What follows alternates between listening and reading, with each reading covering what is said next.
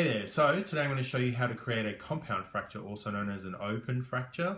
If you've never heard of this, it's when a bone breaks in the body and a part of it sticks out through the skin. It's pretty horrible to look at, but it makes an awesome effect. I'm going to create it on my hand today just because it's easier for me to show you, but you could definitely try it on your kneecap or your elbow. Hopefully you get something from this and enjoy. So what we'll need to create this makeup is some modeling wax. I've used this in a couple of my other videos. You just want to roll it into a tube like this and then cut it at a diagonal. This is the shard that's going to stick out through the top of my finger here. I've added a little bit of texture into the end of it there as well, just to sort of mimic the bone marrow. And then I've got another little segment here that I'll have stick out near my knuckle. I'll show you that later on. If you need the recipe for this, it's in my other tutorial videos. I'll link to that below. You'll also need some regular nose and scar wax.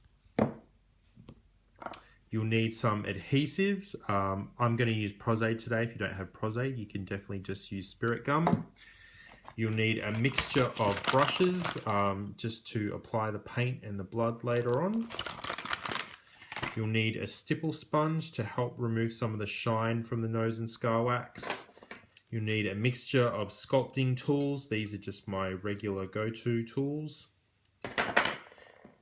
You don't have to use this if you don't want to, but I'll be using a bit of sort of colored modeling wax. If you don't have this, you can definitely just color the normal nose and scar wax. But what you want to do is you want to use this to sort of cover up the texture of your skin when you create the wound. Your blood of choice, I'm using Kensington Gore aged blood. And that's it. So what we want to do to start is we want to trace out the outline of where we want this compound fracture to be. Then what you want to do is you want to grab the piece of bone that you created and you want to stick that down on top of your skin. So I put some down on my skin and then I also put it on top of the piece that I'm going to apply. So I'll stick down both bone segments. I'm just going to fill the entire area in. Obviously not everyone has hairy knuckles like me, but for this particular makeup I'm just going to go right over the top. So that's starting to go clear on my hand right now. As is on the piece here, so I'll go ahead and apply that. Now what you want to do is you want to build up some kind of flesh color and texture around the outside before you kind of lay down the last skin layer. So the aim of this part is to sort of create the kind of meaty texture, I suppose, that you would see on the inside of the finger if something like this happened or this particular injury happened. If you don't have scar wax, you could definitely use something like silicone. You could color silicone if you wanted to as well.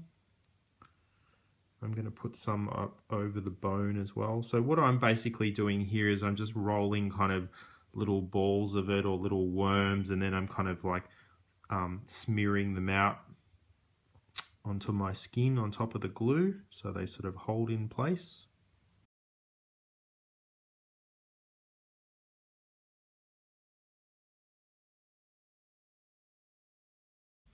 Now the other thing I'm going to do is I'm going to stick some wax on the inside here just to kind of cover up the skin texture that's still visible on the inside. If you don't have any of this modeling wax, you know, you could use something like scab blood or something like that as well. But what the purpose of this, I suppose, is just to cover up your skin and make it look like an open wound as much as possible.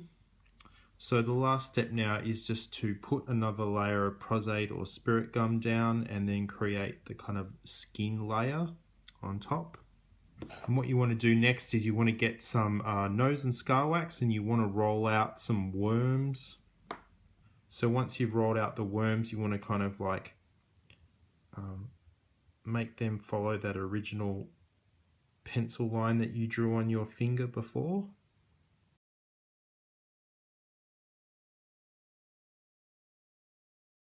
So one of the things I learned about using nose and scar wax, to make it look as real as possible, what you want to do is you want to have a look at how skin behaves. Like, skin is basically almost like an elastic layer on the outside of the body. So if an injury like this actually occurred, what would happen would be it's almost like something sharp going through like a rubber sheet or something like that. So you don't want, jagged edges. You actually want almost like a split in the skin. So that's sort of like the shape that we're looking to create here.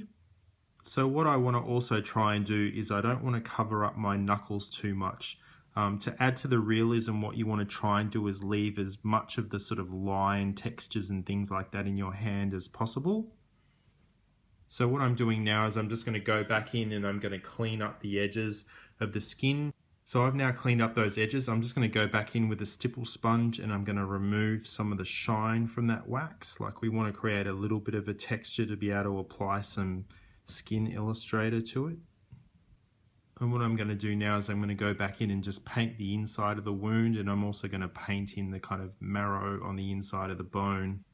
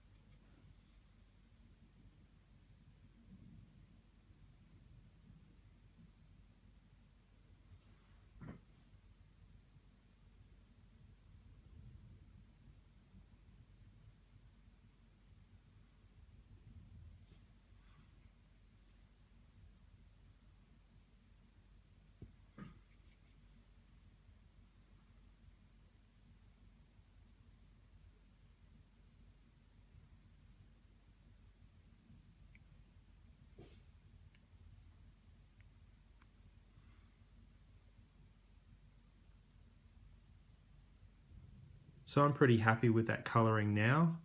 The only thing left is to add some blood. So one trick I learnt recently just before adding blood is if you put a layer of lube on top. I know that's a very strange thing to add to makeup, but it kind of adds this like, glossy, gross looking effect. What that means too is that you can kind of minimize the use of blood around the outside, so you don't end up covering all of that detail that you've sculpted to begin with. So I'm going to go back in now just with a thin brush and paint sort of like a thin layer of blood around the inside edge, and then I'll just sort of create a few spatters around the outside of the wound.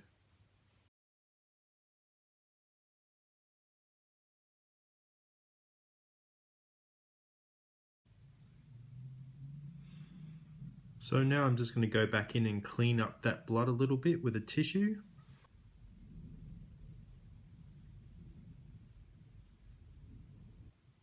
So here is the finished result here of the compound fracture of the finger. So what I've tried to do with just those two pieces of molding wax is to create the illusion that it's the same bone, just like fractured just above the knuckle. If you want to show friends and gross them out, it's usually better just to sort of bend your finger slightly like this, so you sort of see that, little bit of bone there protruding out above the knuckle as well, just to kind of add to the illusion. And then you've got the nice shine on top as well, just from adding a bit of lubricant, water-based lubricant, before you add the blood. Just adds that kind of layer of dimension to it too. So that's it. Thanks for watching.